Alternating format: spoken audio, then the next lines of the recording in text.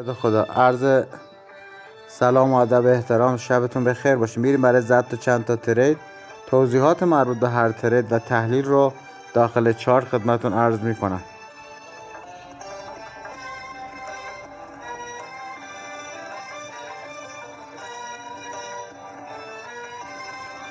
اگه البته نت ما اجازه بده.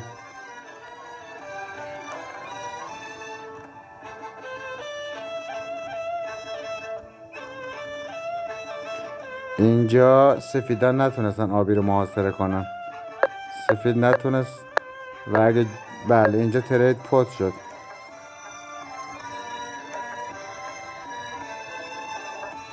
این سفیدان نتونستن آبی رو محاصره کنن، پس ترید کال نمیشه. و از این طرف به چارت اگر فشار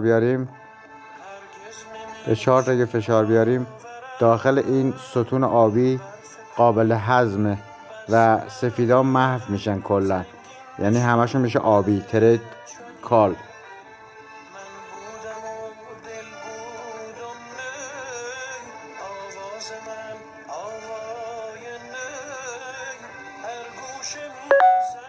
خب این ترید اول.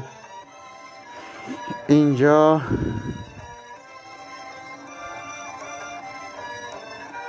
دوباره من یه ترید پوت انجام میدم با ایزه شما، چون اگر من این قسمت رو یه فشار به سمت چارت بیارم به سمت راست، همه اینها داخل این ستون آبی هضم میشن و این سفیدان محو میشن، همش آبی میشه.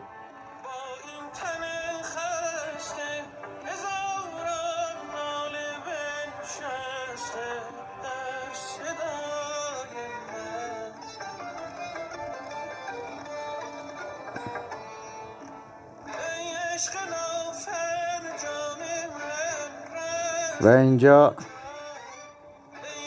سفیدان نتونستن آبی رو محاصره کنن. تو این قسمت این اتفاق افتاد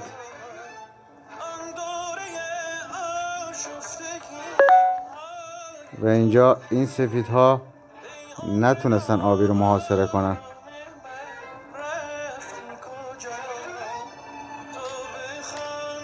و اینجا سفید محاصره آبی در اومده.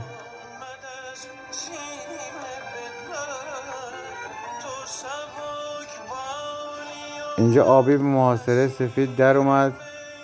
یه ذره بزنیم بیایم پایین تر ترید کال بزنم. دیر شد این ترید. جای این ترید اینجا بود. متاسفانه چارت سرعت بالایی داره. جای این ترید اینجا بود.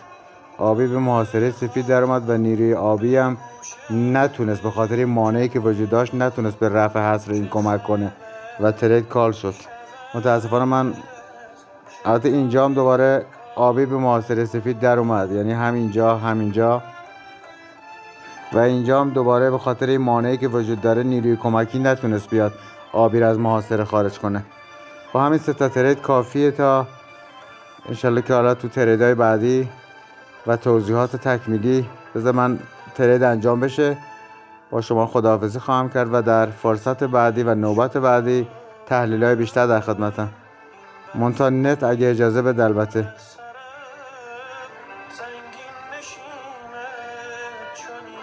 این متاسفانه این چارت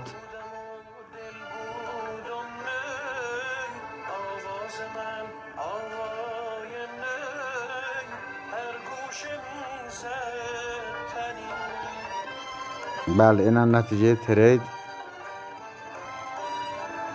خب خدا نگهدارتون، شبتون بخیر باشه.